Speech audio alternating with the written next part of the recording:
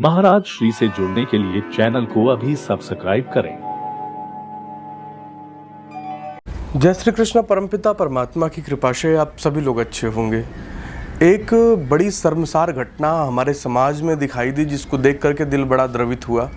एक माता बलदेव मथुरा की मर गई और उसके जो पुत्र थे वो उसके अंतिम संस्कार पे गए तो उसको कंधा दे करके ले तो गए, परंतु उस चिता पे वो खुद ही लेटने लगे और उन्होंने कहा कि सबसे पहले जब तक ज़मीन जायदाद का बंटवारा नहीं हो जाता तब तक चिता में आग नहीं लगेगी।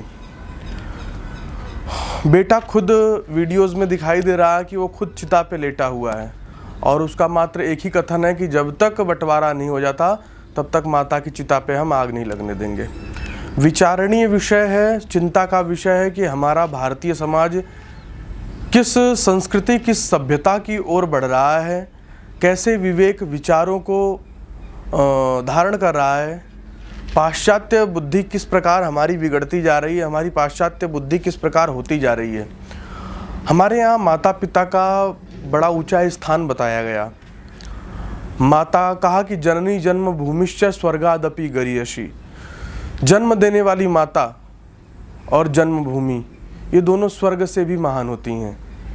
अपनी माता और जन्मभूमि भारत माता ये स्वर्ग से भी महान होती हैं, इनको स्वर्ग से भी ऊंचा स्थान दिया गया। अर्थात यदि आपको सारी तप तपस्या करके स्वर्ग भी प्राप्त हो और एक तरफ जन्मभूमि और माता प्राप्त हो तो ये स्वर्ग से भी ऊंचे बताए गए। आप उसके अंतिम संस्कार पे ममत्व को मार करके, अपने भीतर के ममत्व को मार करके, ममता को मार करके, माता प्रेम को मार करके आप प्रॉपर्टी को महत्व देते हो, ज़मीन जायदादों को महत्व देते हो। ये एक शर्म का विषय है, ये शर्म का विषय है। और हमारे शास्त्रों ने तो कई बातें हमें ऐसी सिखाई जिसकी सीखों को यदि हम जीवन में धारण करते तो हम अपने माता पिता की कभी अवहेलना ही नहीं कर पाते। आज का परिवेश ऐसा होता जा रहा है कि जब तक माता पिता जीवित हैं तब तक तो हम उनका असम्मान करते रहते हैं और जब चले जाते हैं तो पंडित जी को बुला करके कहते हैं कि पंडित जी पिंडदान कर दो, ये खिला दो, वो खिला दो, हम इस त्यौहार पे ये बना रहे हैं, तो उनको खिलाते हैं, वो कौवा बन करके खाने आएंगे। 56 प्रकार के व्यंजन उनके लिए तैयार करते हैं। इन व्यंजनों का कोई फ़ायदा नहीं है, इन व्यंजनों का कोई फ़ायदा नहीं है। एक कवि ने कहा कि जियत पिता से दंगम दंगा, मरत पिता पहुँचावे गंगा। जब पिता जिंदा था तब तो उससे तुम रोज़ लड़ाइयाँ करते थे, रोज़ झगड़े करते थे, माता का असम्मान कर देते हो, अवहेलना कर देते हो, उसे मार देते हो, और जब मर गया तो उसे गंगा पहुँचाने जा रहे हो। उस पहुँचाने का कोई फल आपको प्राप्त नहीं होगा, उसका कोई औचित्य नहीं है, उन बातों का कोई अर्थ नहीं है। कवि कहता है कि जब तक माता पिता जीवित हैं तब तक उनका सम्मान करो।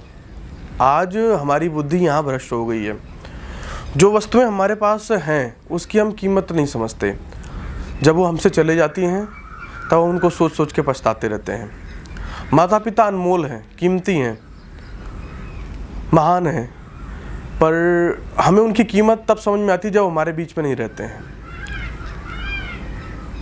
इसलिए अपनी बुद्धि विवेक को, विचार को ऐसा बनाना चाहिए कि माता पिता जब हमारे बीच में हों तभी हम उनका सम्मान करें और तभी उन्हें वो प्रेम दे सकें जो एक माता पिता को चाहिए। माता ने आपके लिए हजारों प्रकार के संकटों को झेला, पिता ने आपको पाला और उसके बदले आप लोग अपने संस्कार उसे दे क्या रहे हो, ये कि जब वो जाते हैं तो आप उनकी चिता पे लेट जाते हो, कहते हो सबसे पहले बंटवारा करो, उसके बाद फिर चिता में आग लगने देंगे। क्या इस प्रकार का समाज, जो कलयुग का कहूँ विशेष प्रभाव होता जा रहा है जिस समाज पे, ये समाज कभी आगे बढ़ सकता है क्या?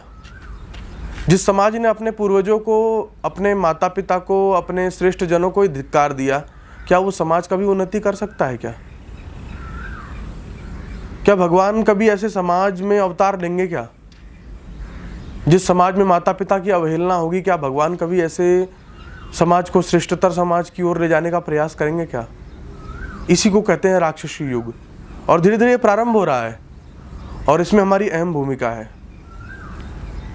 हम लोग इस राक्षसी युग को आने में बहुत बड़ा अपना रोल अदा कर रहे हैं। हम अपने बच्चों को संस्कारित नहीं करते हैं, हमारे बच्चे दिन भर ऐसे ही घूम रहे हैं, उन्हें संस्कार आदि से कोई मतलब नहीं है। वो अलग बिगड़ रहे हैं, हम अलग बिगड़ रहे हैं। जब हमारा ही बिगाड़ चरम सीमा पे, तो हम बच्चों को क्या ही समझाएंगे। और जब बच्चे समझते नहीं, जब बच्चे संस्कारवान नहीं होते, तो फिर वो करते क्या हैं कि वो माता पिता घरों से बाहर निकालते। फिर माता पिता कहते हैं अरे हमारे बच्चों ने तो हमें घर से बाहर निकाल दिया। निकालेंगे नहीं जब तुमने उन्हें अपनी वैल्यू नहीं बताई, जब तुमने उन्हें ये समझ ही नहीं दी कि हमारी कीमत क्या है, तो निकालेंगे। इसलिए माता पिता को ये चाहिए कि वो बच्चों को संस्कारवान करें, संस्कारित करें। उसके लिए अच्छे गुरुओं का चयन करें, अच्छे संस्थानों का चयन करें, अच्छे गुरुकुलों का चयन करें, उनमें अपने बच्चों को पढ़ाएं, उनको संस्कारित करें, खुद संस्कारित करें, क्योंकि माता तो प्रथम गुरु होती है। माता भी संस्कार दे। और उसके बाद बच्चों को भी चाहिए कि जो पितृ और मातृ धर्म होता है उसका पालन करें। ऐसी घिनौनी हरकत करके समाज को बदनाम करने का कार्य न करें, समाज को कहूँ कि शर्मिंदा होने को मजबूर न करें, समाज को निकृष्टता की ओर जाने के लिए मजबूर न करें। अपने बुद्धि को, अपने शुद्ध को होश में लाइए, अपने जीवन को सन्मार्ग की ओर चलाइए और अपना कल्याण की भावना के विषय में विस्तृत करिए। ये ज़मीनें जायदाद सबको यहीं पे छोड़ के जाना है। यदि किसी के मन में ये भ्रम हो कि नहीं हम लेके जाएंगे, तो वो भ्रम ही है। इसलिए जो लोग हैं हमारे पास, हम उनकी वैल्यू करें, उनकी अहमियत करें और सांसारिक वस्तुओं के प्रति अधिक मोह न रखें। इतना ही कहकर मैं अपनी वाणी को विराम देता हूँ। सब बातों को मैंने इस वीडियोज़ में कहने का प्रयास किया। आप आशा करता हूँ कि आप लोग थोड़े से अति समझने का प्रयास करेंगे। जय श्री कृष्ण।